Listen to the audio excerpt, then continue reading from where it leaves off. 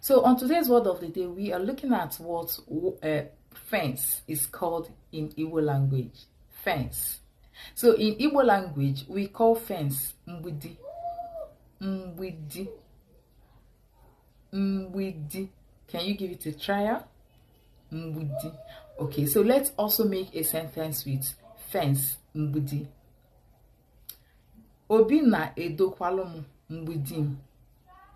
That is, Obi is building my fence.